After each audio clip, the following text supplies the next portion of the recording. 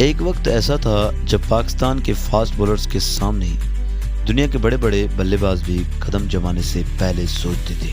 وہ صرف کرکٹ نہیں، وہ ایک خوف تھا جو مخالف ٹیموں کے دلوں میں بستا تھا۔ دنیا اسے فاسٹ بولنگ کی فیکٹری کہتی تھی، لیکن وہ دور کہاں گیا؟ وہ طوفانی رفتار، وہ جادوئی ریورس سوئنگ اور وہ خوف آہستہ آہستہ ختم کیسے ہو گیا؟ کیا پاکستان کی یہ پہچان اب صرف تاریخ کے اوراق میں دفن ہو چکی ہے؟ آئیے جانتے ہیں۔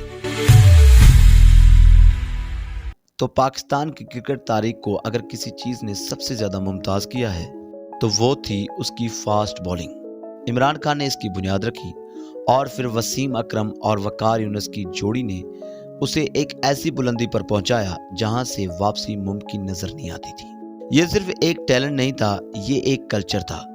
گلی محلوں سے لے کر فرسٹ کلاس کرکٹ تک ہر بچہ ایک ہی خواب دیکھتا تھا: پیس اور سوئنگ۔ شعیب اختر کی برق رفتار گیندیں ہوں یا محمد عامر کی شروع کے سالوں میں وہ بے پناہ مہارت، پاکستان نے ہر دور میں دنیا کو ایسے ہیرے دیے ہیں جنہوں نے کرکٹ کے ریکارڈز کو تہہ و بالا کر دیا۔ لیکن پھر کیا ہوا جو پاکستان کی فاسٹ بولنگ دن بدن بیکار ہوتی جا رہی ہے؟ کیا یہ سسٹم کی ناکامی ہے؟ کیا کوچنگ کے طریقوں میں تبدیلی آ گئی ہے؟ یا پھر کرکٹ کی وہ بھاگ دوڑ جہاں اب رفتار سے زیادہ تکنیک اور فٹنس کو ترجیح دی جاتی ہے، وہاں پاکستان کہیں پیچھے رہ گیا ہے؟ وہ ریورس سوئنگ جو کبھی پاکستان کی پہچان تھی اب کیوں نایاب ہوتی جا رہی ہے؟ تو ایک بڑا چیلنج جو آج کے فاسٹ بولرز کو درپیش ہے وہ ہے فٹنس۔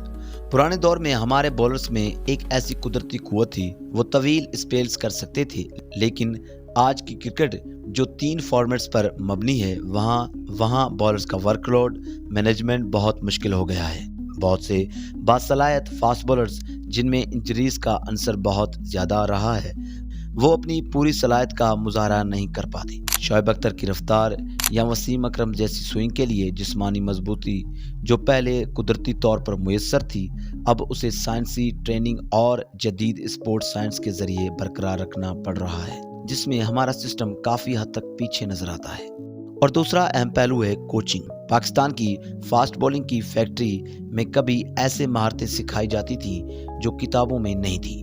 وہ ریورس سوئنگ کی باریکیاں، وہ بلے باز کی آنکھوں میں دیکھ کر گیند کو سوئنگ کرنے کا فن، یہ چیزیں استاد سے شاگرد میں منتقل ہوتی تھیں۔ بدقسمتی سے جدید کوچنگ کے آنے کے بعد بہت سی وہ قدیم اور نایاب مہارتیں اب پس پشت چلی گئی ہیں۔ اب فاسٹ بولنگ صرف رفتار پر مرکوز ہو گئی ہے، جبکہ آرٹ آف بولنگ یعنی گیند کو کنٹرول کرنا اور حالات کے مطابق اسے موڑنا کہیں کمزور پڑ گیا ہے۔ ایک وقت تھا جب پاکستان کے بولرز کے پاس ہر گیند کے لیے ایک منصوبہ ہوتا تھا، اب ایسا لگتا ہے کہ وہ صرف رفتار کے پیچھے بھاگ رہے ہیں۔ تو کیا پاکستان کی فاسٹ بولنگ کا اب اختتام ہے؟ تو اس کا جواب ہے شاید نہیں۔ یہ ایک ٹرانزیشن پیریڈ ہے۔ ہمارے پاس اب بھی بے پناہ ٹیلنٹ موجود ہے، ضرورت ہے تو صرف اس کی صحیح آبیاری کی۔ نسیم شاہ، شہنشاہ افریدی اور حارث رؤف جیسے بولرز نے بارہا ثابت کیا ہے کہ پاکستان کی مٹی میں آج بھی وہ رفتار اور جوش باقی ہے